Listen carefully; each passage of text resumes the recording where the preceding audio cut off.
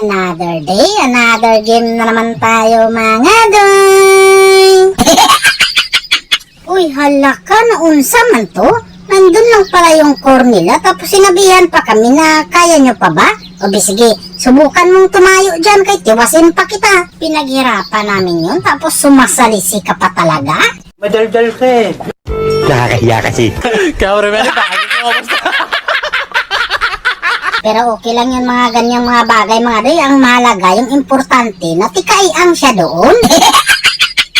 Tapos sinama ko na rin yung hanabi. Masakit kasi yung taon siya sa mata tignan mga doy.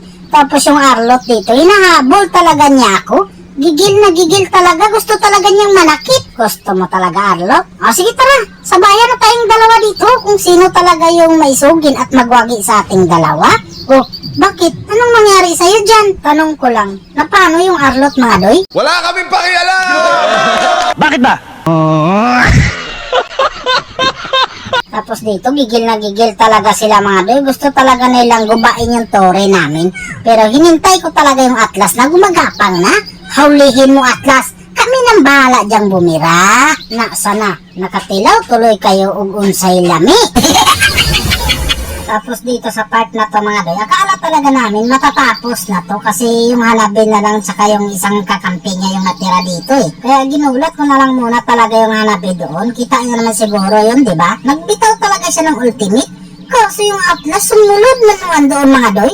Kaya wala akong ibang no choice. Pinasok ko na rin talaga. Buti na lang talaga yung kahintang ko may natira pa. Naku po, pinasok na naman ang Atlas in tawon doon. Eh wala ako doon mga doy. Sinong makapagtanggol sa kanila dyan? Kaya ang ginawa ko na lang talaga dito, binasag ko na lang muna yung isang tore nila dito sa baba. Dumating na in taon yung core nila dito.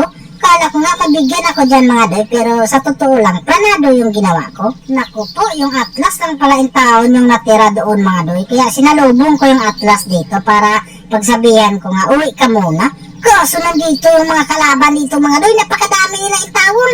Pero di ko lubos akalain mga doy, kung bakit nakaligtas pa ako doon. Ano bang meron sa akin? Ba't nakaligtas pa ako doon? Nakakainis naman. Ibibigay ko naman sana yun sa kanila. Hindi pa nila kinuha. Kakainis talaga. Mo may bibigay yun eh. Ano ka nasisira, ulo? Tapos dito, inatake nila yung malaking mananap mga doy. Pakitaan ko kayo kung paano kung ma-steal yan. Manood na lang kasi kayong maigi dyan. Agkoy doy!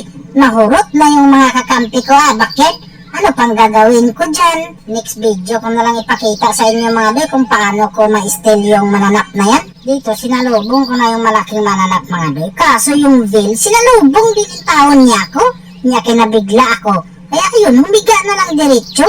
Yan, tama yan Atlas. Gumapang ka kay bigyan din natin itong dalawa na to. Walang mahimo yan sa atin. Malakas tayo eh. Sige, gumapang ka istis. Ay kaso mga doy, pagbigyan ko na lang muna kasi nakakaawa talaga. Sa totoo lang, sabi nga nila, yung pag-ibig nga may second chance, iyon pa kaya?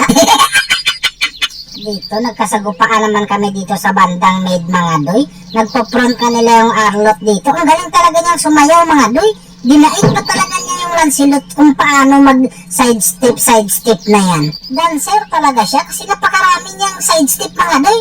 Pero dito sa pagkakataon na to, lumalim talaga siya. Kaya ayun, hindi na yung taon siya nakaahon pa. Kasalanan mo yan, Arlot. Labas kami dyan. Decision making mo yan. Huwag mo kaming sisihin kasi ikaw nag-decision yan. At lalong wag mo rin sisihin yung mga kampi mo. Kung na nagsasabi sa'yo, baka magkagulo tayo dito. Kaya dito, narinig ko na naman yung victory!